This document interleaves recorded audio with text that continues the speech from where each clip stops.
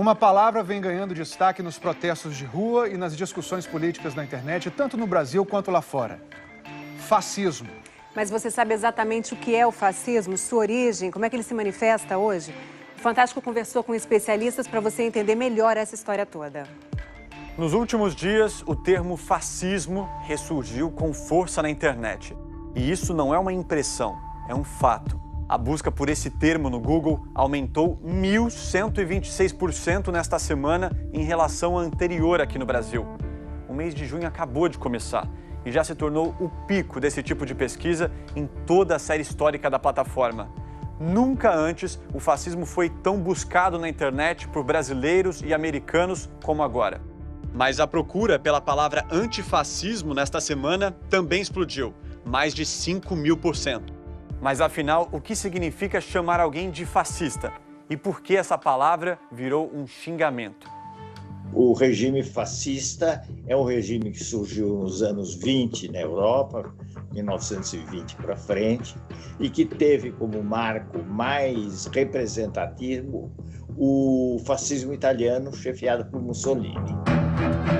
Naquela época, a Itália vivia uma crise, saindo da Primeira Guerra Mundial, e os ânimos estavam bastante exaltados. O povo queria uma solução para melhorar a economia, diminuir o desemprego, e Mussolini era o líder que dizia ter soluções fáceis para tudo isso daí. O fascismo apareceu para impor a ordem, supostamente para impor a ordem, para recuperar os valores tradicionais. Só que ele criou milícias, agrediu adversários. O fascismo glorifica, mitifica uma pessoa, que é o comandante. O líder se apresenta como a personificação desse modelo ideal de cidadão, um ídolo. Totalmente populista, absolutamente populista. Muitas vezes olha para um passado distante e vê naquele passado um tipo ideal, a perfeição da nacionalidade.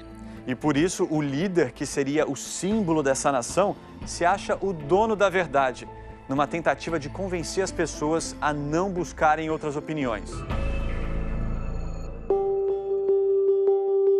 Mussolini tem sempre a razão. A tentativa de silenciar oponentes políticos, a tentativa de criar um mundo onde as pessoas são divididas entre amigos e inimigos.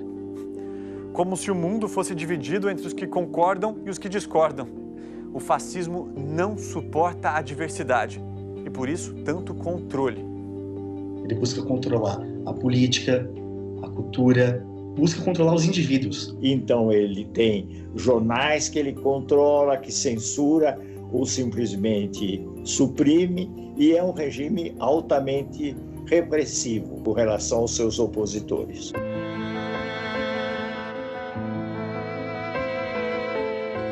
O professor Boris Fausto conta que Mussolini criou todo esse sistema opressor, prometendo aos italianos o sonho de um país mais forte. Pelo menos de um mundo em que a Itália estaria reconhecida como uma grande potência.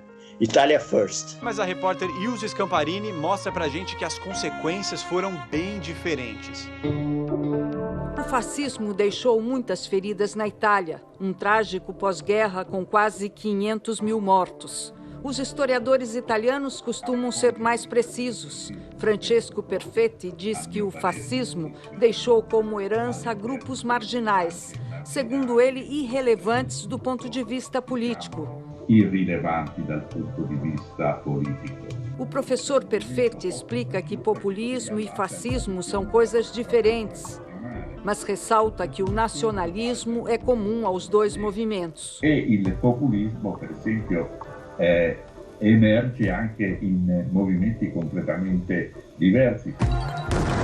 Ele diz que existem ondas nostálgicas do fascismo ou neofascistas, mas são sempre movimentos extremistas que não possuem um futuro político. O fascismo foi uma experiência italiana que aconteceu aqui num determinado momento histórico e que, como tal, não pode se repetir. Non è, per così dire, ripetibile da un punto di vista storico.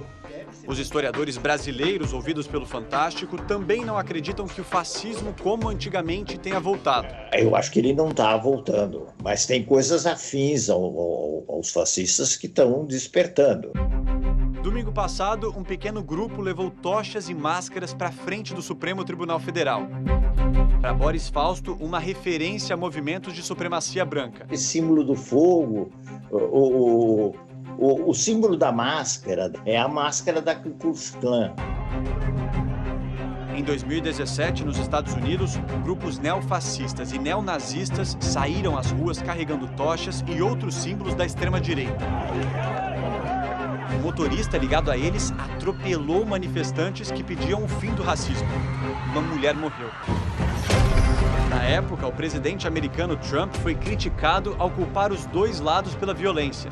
Nesta semana, uma nova polêmica. Trump, em meio aos protestos contra o racismo depois da morte de George Floyd, apontou como responsável pelos casos de vandalismo o movimento Antifa, uma abreviação para os antifascistas, e disse que enquadraria o grupo como terrorista. O presidente Bolsonaro republicou a declaração de Trump e chamou os antifas de marginais e terroristas. Olha, começou aqui com os antifas em campo. Um motivo, no meu entender, político, diferente. São marginais, no meu entender, terroristas.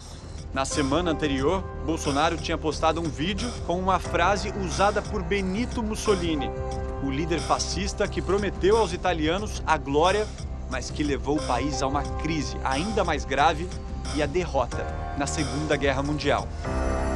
Não se pode retroceder no direito de expressão, né?